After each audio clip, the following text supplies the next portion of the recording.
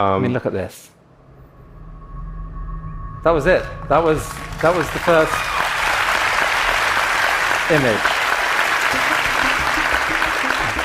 Exatamente, olhe para isso. Isso é impressionante. Não só por ter nos dado um vislumbre das imensas questões filosóficas e físicas que passavam na mente de Einstein, mas porque isso fala muito sobre quem nós somos também. O mais incompreensível a respeito do mundo é que podemos compreendê-lo, Albert Einstein. Você já se perguntou seriamente o quão profunda é essa afirmação de Einstein? Já parou para pensar a implicação filosófica absurda que ela traz para o que estamos vivenciando hoje em dia? Sabia que essa afirmação dele, na verdade, tem tudo a ver com buracos negros? Em 1915, Albert Einstein propôs pela primeira vez sua teoria geral da relatividade. Ela transformou a maneira como os cientistas e os filmes de ficção científica enxergavam o espaço e o tempo. Einstein previu os buracos negros, entidades que em sua época era pura teoria matemática e que até ele mesmo achou que seria completamente impossível de serem detectados. Mas, às vezes, as menores coisas do universo se revelam como a obra-prima do artesão da existência. This verifies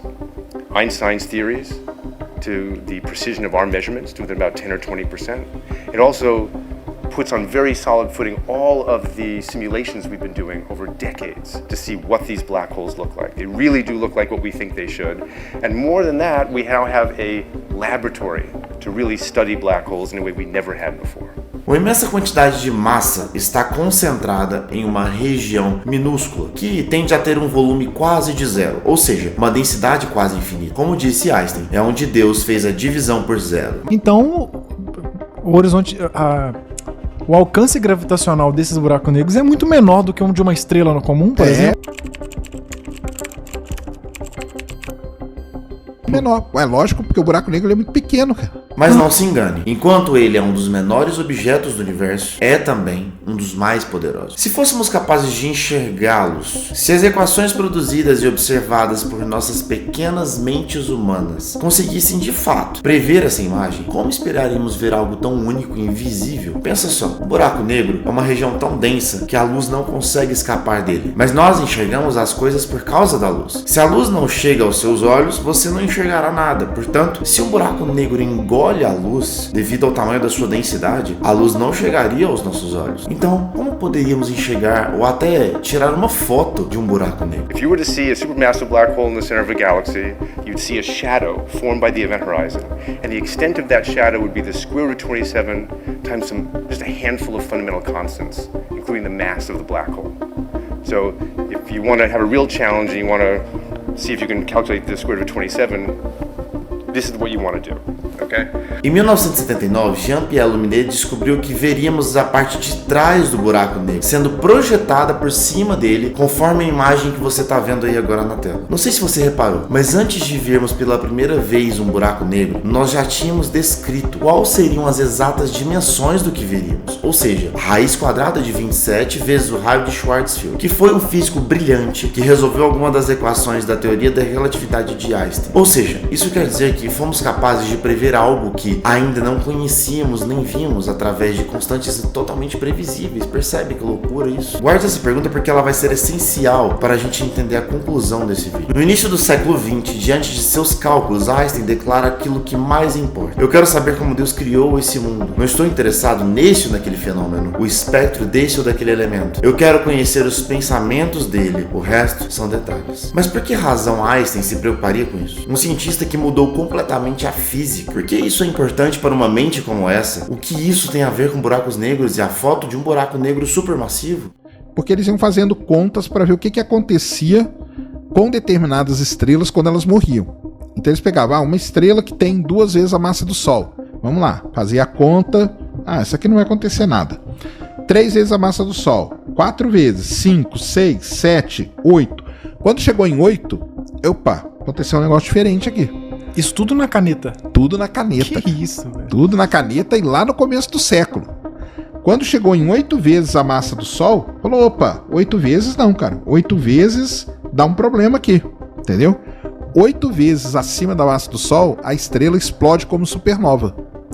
Então ela não tem uma vida igual às outras estrelas até 8 vezes a massa do Sol. Isso aí chamou a atenção deles, entendeu? Desses caras todos. Aí eles continuaram fazendo conta. Falaram, mas quando explode a supernova, não acaba a estrela toda, sobra um caroço dela. Tá bom, então vamos pegar esse caroço aqui. Se ele tem uma vez a massa do Sol, 2, 3. Quando chegou em 3, falou, 3 aconteceu um negócio muito esquisito.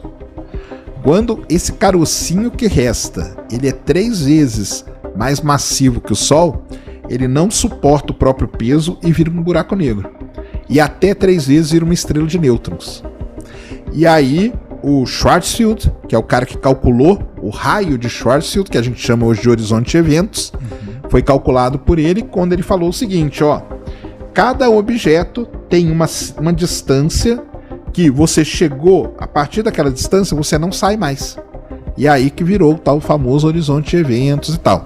Então, toda essa galera calculou tudo isso. Nesse contexto, Einstein acreditou que estrelas negras, como ele os chamava, jamais seriam vistas por nós, se é que elas existiam realmente. Uma das previsões iniciais da teoria da relatividade de Einstein era de que durante um eclipse solar total, seríamos capazes de ver a luz ser desviada de seu curso inicial linear ao passar próximo ao Sol, devido à gigantesca massa dele. Foi exatamente isso que Arthur Eddington fez em 1919, quando aconteceu um eclipse solar total, através de 2 expedições. Ele observou que essas barras horizontais mostradas na foto se moveram exatamente como a teoria de Einstein previa. Inclusive, tem vídeo aqui no canal falando sobre esse experimento dele, inclusive falando que foi aqui em Sobral, no Ceará, no Brasil, que ele fez esse experimento. De fato, Eddington tinha feito uma incrível observação que chamou a atenção até mesmo de Einstein. Mas ainda tínhamos pontas soltas aqui. And if we could do this, we'd be able to test Einstein's theory of gravity in the one place where it might break down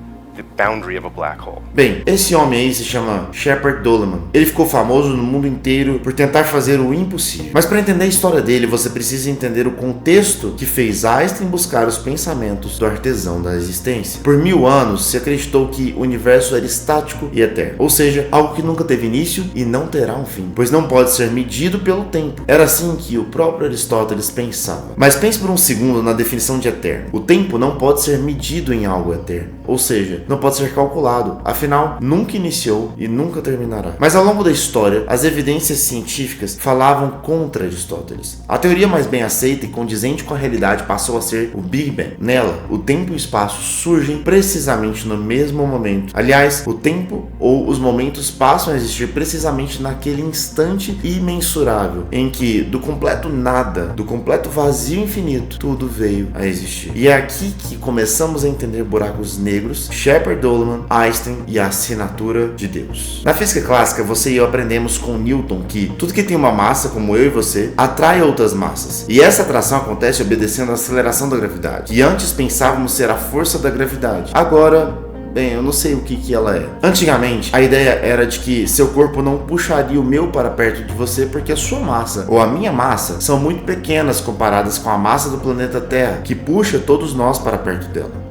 Por isso que você estaria aí grudado no chão. Mas quando olhamos para o universo, isso não funciona perfeitamente bem. Além disso, como que corpos distantes uns dos outros exerceriam força um sobre o outro? Foi essa pulga atrás da orelha de Newton e que chegou 200 anos à frente, na época de Einstein. Ele pensou uma explicação mais geométrica em relação à suposta atração entre os corpos. Me responda o seguinte: qual a diferença entre uma bolinha de chumbo e uma bolinha de isopor? Se você responder o material, você está absolutamente correto. E qual a implicação que isso tem? Se você pegar uma de cada com a sua mão e elas tiverem exatamente o mesmo tamanho, qual vai ser a mais pesada? Exatamente, a de chumbo. Se elas são do mesmo tamanho, por que uma é mais pesada que a outra? Qual a diferença? A massa. O chumbo tem mais massa em um mesmo espaço que o isopor. Agora, coloque as duas bolinhas no centro de uma folha de papel. O que acontece com o formato do papel? Ele deforma na direção da bolinha. Só que a de chumbo faz isso com maior intensidade que a de isopor. Imagine agora o Sol. Ele tem 333 mil vezes a massa da Terra. Portanto, o fato do Sol ser maior que a Terra, ter maior volume que ela, pouco importa. A questão é sua massa, pois ela é tão absurdamente maior que a da Terra que ela faz a própria Terra girar em torno do Sol, sendo puxada para o rumo do Sol, da mesma forma que uma bolinha é puxada para o centro de uma roleta de cassino. A superfície da roleta é deformada para o centro, fazendo com que a bolinha gire, sendo puxada para o centro também. Então vamos entender a precisão exata dessas relações de massa e densidade para a nossa existência. Por exemplo, se o Sol fosse um pouco menor do que ele realmente realmente é, mantendo a mesma massa, a densidade dele seria ainda mais absurda e a deformação do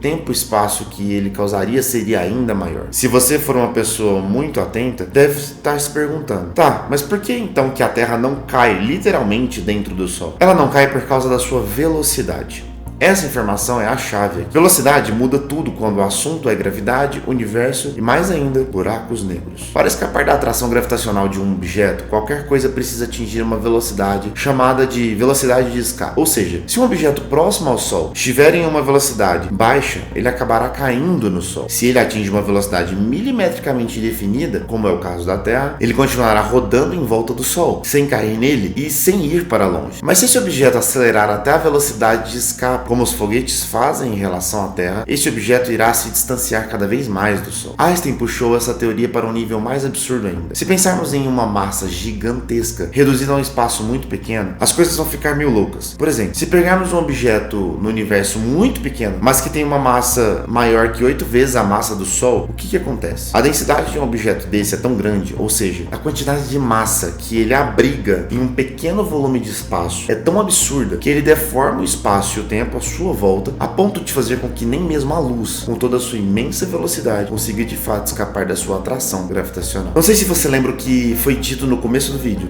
Às vezes, as menores coisas do universo se revelam como a obra-prima do artesão da existência. So we're trying to build something that can see that. The problem is that these are some of the smallest objects in the universe.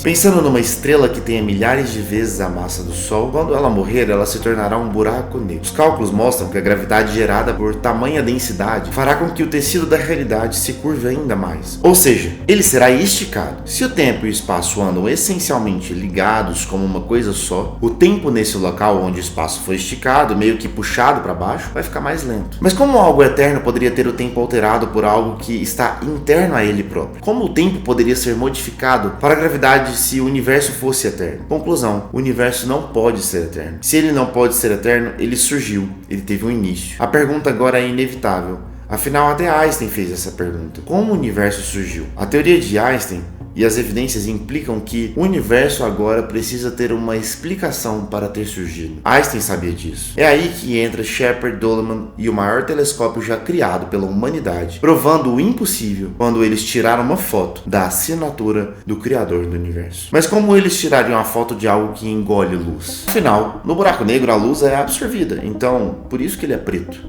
It had to come through the intergalactic space, through the Earth's atmosphere where water vapor can absorb it, and everything worked out perfectly. The size of the Earth at that wavelength of light, 1 millimeter wavelength, was just right to resolve that black hole 55 million light years away. The universe was kind of telling us what to do. Pois é, parece até projetado para dar certo, né? Mas não foi bem o universo que estava te dizendo o que fazer, era o criador dele. É como se Deus tivesse já escondido o segredo no coração do salmista. Os céus proclamam a glória de Deus e o firmamento anuncia a obra das suas mãos. Salmos 19:1. This is not an image. This is a computer simulation of what we always thought, like what the event horizon around a black hole. Yeah, until last week, we had no idea what a black hole really looked like. The best we could do were simulations like this in supercomputers. But even here you see this ring of light, which is the orbit of photons. That's where photons literally move around the black hole. And around that is this hot gas. It's drawn to the black hole, and it's hot because of friction.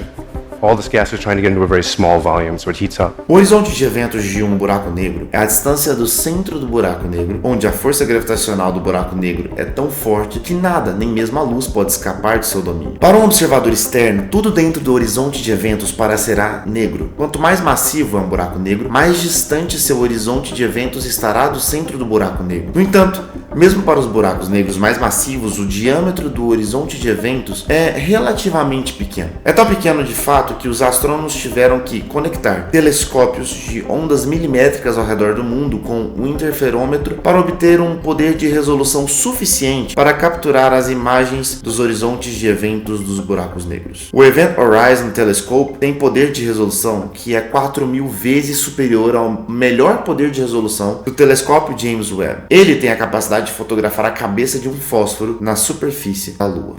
Como eles são parecidos. E ainda bem que eles são parecidos, porque isso quer dizer o quê? Isso quer dizer que Albert Einstein estava correto mais uma vez. As duas imagens dos dois buracos negros supermassivos sendo parecidas, isso nos diz que a relatividade governa aquela situação toda. A relatividade é que manda naquela situação toda. E isso mostrando então que o Einstein e a sua teoria da relatividade, desde o momento que foi feita, desde o momento que ela foi criada, estava correta. Se agora aparecesse, por exemplo, uma imagem totalmente diferente, teria algum problema na teoria da relatividade, mas não, apareceu igualzinho.